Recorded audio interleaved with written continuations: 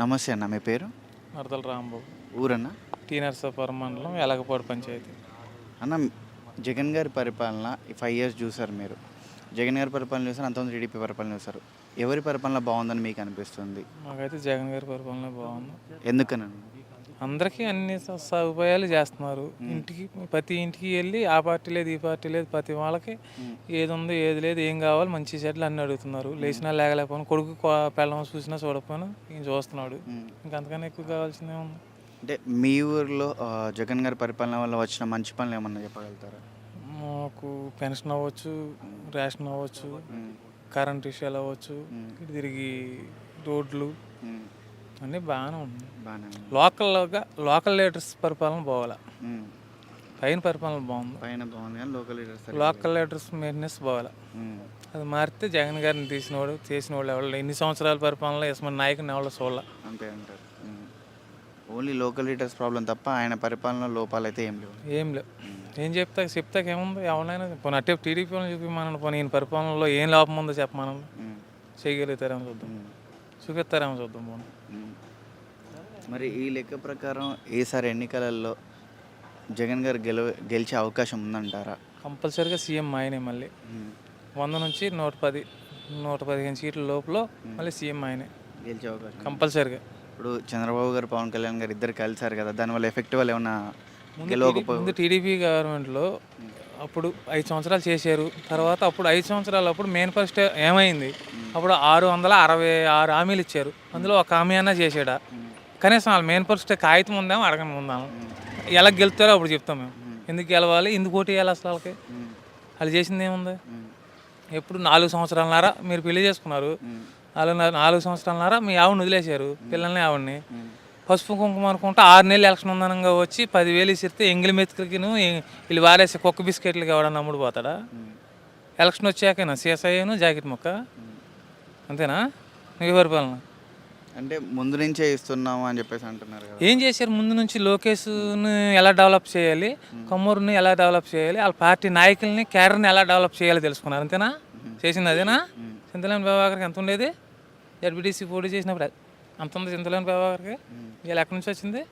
1,000 కోట్లు ఆస్తి ఏమైనా దోత్తి పెట్టావు? ఎక్కడి నుంచి వచ్చింది? ఇంకా వైసీపీ హయాంలోనే ఎక్కువ దోచుకుంటున్నారు ప్రజలు. ఒక్కడ చూపిమ్మనొచ్చు కదా, వాళ్ళు ఉన్నారు. పోనీ ఇందులో తినేశారు మీరు, మీ కార్యకర్తలు తిన్నారు, మీ నాయకుడు తిన్నాడు, మీ ఎమ్మెల్యే తిన్నాడు, ఒక్కడ చూపిమ్మనండి, చెప్దాం. సరే వాళ్ళ అక్కర్లా, నేను చెప్తే సమాధానం. అసలు జరగలేదంటారు. చూపిమ్మనాలి కదా, చూపించాలిగా. ఇప్పుడు నేరుగా ప్రజల అకౌంట్లోకి డబ్బులు పోతున్నాయని జగన్ గారు అంటూ ఉంటారు ఎప్పటికి కూడా. నేను మీకోసం ఇన్నిసార్లు బటన్ నొక్కాను, నా కోసం ఒక 2 సార్లు నొక్కలేరని అన్నారు. సో జనాలు నొక్కే పరిస్థితిలో ఉన్నారు. నొక్కుతారు కంపల్సరీ. పసుపు కుంకుమ ఇచ్చారు, నేరుగా జనానికి 10,000 ఇచ్చేసారా? వాళ్ళు అందరికి ఇచ్చారా? అన్ని పార్టీలకు ఇచ్చారా? తెలుగుదేశం జన్మభూమి కమిటీ వాళ్ళు టికెట్ ఇచ్చి వాళ్ళు సంతకాలు పెడితేనే ఇచ్చారు, అవునా? వీళ్ళు ఏమన్నా టీడీపీ, వైసీపీ, కాంగ్రెస్ అని ఏమైనా సూచిచ్చారా?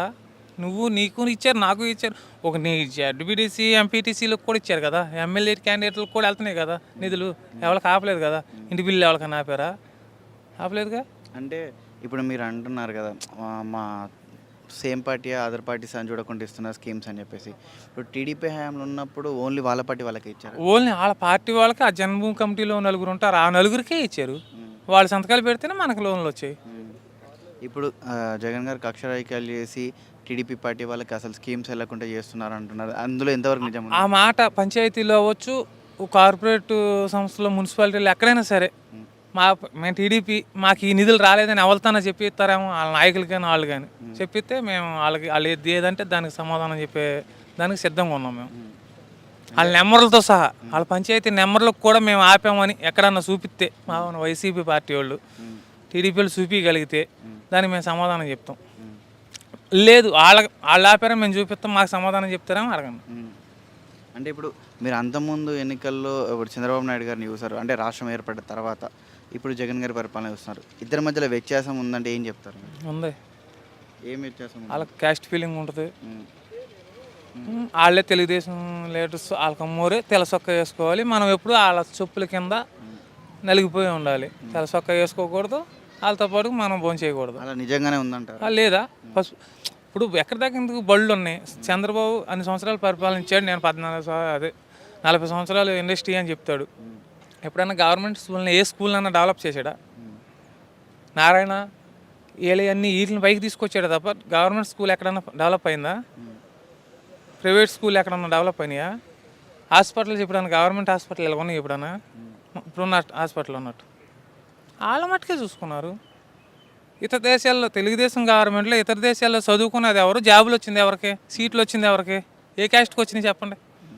ఇప్పుడు అలాగనే ఉందా? అందరూ చదువుకుంటున్నారుగా, అవునా? అంటే ఇప్పుడు కుల రాజకీయాలు చేసే జగన్ గారా చంద్రబాబు నాయుడు గారా? చంద్రబాబు నాయుడు అలా ఎలా చెప్పగలుగుతారు? వాళ్ళు కొమ్మరే ఉంటారు ఎక్కడున్నా, వాళ్ళ మట్టుకే చేసుకుంటారు. ఇరవై ఎవరి పైకి రానిచ్చారు? ఇప్పుడు చంద్రబాబు నాయుడు గారు బీసీని కానీ కొన్ని సంవత్సరాల ఎక్స్పీరియన్స్ ఉన్న క్యాండిడేట్, ఆయన వస్తే డెవలప్మెంట్ బాగా జరుగుతుంది, డెవలప్ చేసుకుంటానికి ఆయన డెవలప్మెంట్ అంతే. డెవలప్ రాష్ట్రం ఏం పవన్ కళ్యాణ్ డెవలప్ గారు చేశారు? అంటున్నారు కదా. ఆయనకి బ్యాగ్ ఇస్తే నేను బ్యాగ్ ఇస్తే నా వెనకాల తిరుగుతాడు. నేను నాయకుని ఇప్పుడు నా వెనకాల తిరుగుతాడు. నీవు బ్యాగ్ ఇస్తే నీ వెనకాల తిరుగుతాడు. నరేంద్ర మోడీ దగ్గరికి వెళ్తాడు, ఆయన దగ్గర ఒక చేయి కొడతాడు, ఆయన బ్యాగ్ తెచ్చుకుంటాడు. ఇక్కడికి పోతాడు, ఇక్కడ బ్యాగ్ తెచ్చుకుంటాడు. రేపు పొద్దున్న జగన్ గారు ఇస్తే జగన్ గారు నేను నాయకుడు అంటాడు. అంటే సినిమాలో ఒక సినిమా అయితే కోట్లు వస్తాయి, నాకెందుకు ఈ ప్యాకేజ్ అంటారు. మరి అందుకే అసమంటప్పుడు డైరెక్ట్గా నువ్వే ఒక్క సినిమా తీస్తే కోట్లు వస్తాయి. ఒక సినిమా నువ్వే సీఎం పోటీ చేయి. నువ్వు సీఎం క్యాండిడేట్ పోటీ చేయలేవు. 24 కనీసం ఒక జిల్లాకి క్యాండిడేట్ని పెట్టుకుని పోటీ చేస్తావు నువ్వు? చెయ్యు. నీ వెనకాల తోట చంద్రశేఖర్ ఎంత పెట్టుబడి పెట్టాడు నీకు? నువ్వు ఫస్ట్ పార్టీ పెట్టినప్పుడు నేను నమ్మి తోట చంద్రశేఖర్ ఎంపీ పోటీ చేసి ఎంత పెట్టుబడి పెట్టాడు? ఆడు గుర్తున్నాడే నీకు? నీ ఆవులను మర్చిపోయినట్టు మర్చిపోయావు వాళ్ళని. నీ పార్టీ ఎలా బతికిద్ది? నీ ఎమ్మెల్యేలు ఉన్నారా? నీ సీఎం, నువ్వు సీఎం అని క్యాండిడేట్ చెప్పగలుగుతావా? ఇంకెందుకు నీకు? ఈ ఒక్కసారికి జగన్ గారి పరిపాలన పోవాలంటే ఖచ్చితంగా మేము ఇద్దరం కలవాల్సిందే, ఇక్కడ రాక్షస పరిపాలన జరుగుతుందని నేను బహిరంగంగానే చాలాసార్లు అన్నాను. అది ఒక వెనకాల ఉన్న మురుగుతమే తప్ప ఎదరికొచ్చి మాట్లాడే సీన్ లేదు వాళ్ళకి. ఇప్పుడు చంద్రబాబు ఉన్నాడు, జగన్ గారు నిజంగానే దోషేస్తున్నాడు, రైటే బట్టలు నొక్కుతున్నాడు, దోషేస్తున్నాడు అని చెప్తున్నావు. ఇప్పుడు ఆయనతో పాటుగా ఆయన నిధులు మొత్తం నేను చేస్తాను నువ్వెలా చెప్పగలుగుతున్నావు? నేను చేసేది మంచిదనే కదా నువ్వు చెప్పింది. ఇప్పుడు సర్టిఫికేట్ నువ్వే ఇచ్చావు కదా జగన్ గారు మంచోడని. ఆయన చేసే పదహాలన్నీ నేను ఇస్తానని చెప్తున్నావు కదా. ఇప్పుడు కొత్తగా నేనేం చేస్తానని చెప్పావు పోనే. జగన్ గారు ఇవన్నీ చెప్పాడు, మేనిఫెస్టోలో పెట్టి మొత్తం చెప్పాడు, చేశాడు. నాకు మళ్ళీ అవకాశం ఉంటే మీకు నేను మంచి చేశానని ఉంటే కనుక నాకు ఓటేం లేకపోతే వేయొద్దని ఆయన చెప్తున్నాడు. నువ్వు ఆ మాట చెప్పగలుగుతావా? అంటే ఇప్పుడు స్కీమ్స్ ఇస్తే తప్ప స్కీమ్స్ ఒకటే ఉంటాయి, అభివృద్ధి ఇంకా అభివృద్ధి అనేది రాష్ట్రాన్ని డెవలప్ చేయాల్సిన పని లేదా అని చెప్పేసి అంటున్నారు. రాష్ట్రాన్ని డెవలప్ చేయాల్సిన అవసరం లేదా? ఓన్లీ స్కీమ్స్ ఇస్తే సరిపోయిద్దా? మనకు క్యాపిటల్ని డెవలప్ చేయాల్సిన పని లేదా? అమరావతి ఎక్కడ పోయింది, ఇది ఎక్కడ పోయింది, నువ్వు అన్న 3 రాజధానులు ఎక్కడ పోయినాయి, ఎక్కడ డెవలప్ అవుతుందని అంటున్నారు. మనం ఇల్లు కట్టుకోవాలంటే ఎన్ని సంవత్సరాలు పడుతుంది? సంవత్సరం. సామాన్యులు ఇల్లు కట్టుకోవాలంటే ఎన్ని సంవత్సరాలు పడుతుంది? నువ్వు కరోనా కాలంలో నీ టైంలో కొన్ని కోట్లు అప్పు చేసి ఎక్కడికక్కడ కరెంట్ వాళ్ళ దగ్గర కానీ కోట్లు అప్పులు చేసావు. అలాగే డిప్ సబ్సిడీ కంపెనీ వాళ్ళ దగ్గర కరెంట్ వాళ్ళ దగ్గర ఎన్ని కోట్లు అప్పులు చేసావు. నువ్వు దిగిపోయేటప్పుడు ఎంత అప్పు చెప్పిల్లో? కరోనా టైంలో ఎంత బొక్క, ఇవన్నీ ఎవడు చేశాడు? ఈ కరోనా ఢీ కొట్టి ఇంత ఘోరం ఉన్న టైంలో కూడా ఇలా డెవలప్ చేసుకుంటా ఎవడికి అన్న దాంట్లో ఇంత కూడా తప్పుకోకుండా ప్రతిదీ అమలు చేసుకుంటా వచ్చాడు అంటే ఓ లెక్కలో మగోడే. నీకు మళ్ళీ దోసుకోలే. 2 ఎకరాల రైతు నువ్వు. మాంగారికి ఎన్ని పొడి పొడిచావు, బామ్మర్దులకు పొడిచావు, తోడలుడికి పొడిచావు, అందరికి పొడిచావు, ఎమ్మెల్యేలను అందరినీ గిఫ్ట్లో పెట్టుకున్నావు, పొడిచావు, సీఎం అయ్యావు. అలాగే నీ కొడుకుని చేద్దాం అనుకున్నావు. నీ కొడుకు నీకన్నా పప్పు. ఏం చేస్తావు? ఎవరిని చేస్తావు? ఇప్పుడు లోకేష్ గారిని పప్పు అని ఇప్పుడు ఆయన నిప్పులాగా తయారైనని చెప్పేసి అంటున్నారు కదా. అంటే నాకు అర్థం కావట్లా. పప్పు నిప్పెలాగా అయిపోద్ది అంటే అరే బ్లడ్ మారిందా, లేకపోతే మనిషి ఏమైనా చచ్చిపోయి మళ్ళీ కానీ పుట్టాడా? సిగరెట్ అగ్గిపుల్ల గీసాం, సిగరెట్ అంటించాం, కలిపోద్ది నువ్వు తాగినా తాగకపోయినా. అలాగే పప్పు అయ్యింది తప్ప తుప్పు అయిపోయి ఆయన అనేది ఏంటంటే చంద్రబాబు నాయుడు దాకా అక్కర్లేదు, నేను ఒక్కరిని చేయాలి ఓడించడానికి అని చెప్పేసి. ఎవరు? జగన్ గారిని. ఎవరు ఓడించేది? లోకేష్ గారు. చంద్రబాబు గారు అక్కడ చాలన్నప్పుడు, చంద్రబాబు గారిని అరెస్ట్ చేసినప్పుడు ఢిల్లీ ఎందుకు వెళ్ళావు? నువ్వు ఎక్కడ ఉండేది ఏం తీసుకోకుండా, ఇక్కడ ఏం మాట్లాడుకోకుండా ఢిల్లీలో దాక్కుని వచ్చావు ఎందుకు? ఢిల్లీలో ఏం పని నీకు? నువ్వు ఆంధ్ర ఎక్కడ? నువ్వు ఢిల్లీ ఎందుకు వెళ్ళావు?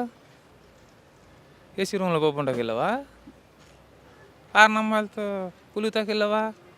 సో మొత్తానికైతే ఇక్కడ జగన్ గారు మళ్ళీ గెలిచే అవకాశం ఉందంటారు. కంపల్సరీ గెలుస్తాడు, అందులో రాజీ తేడా లేదు. పక్కకి గెలుస్తాడు. పక్కా గెలుస్తాడు.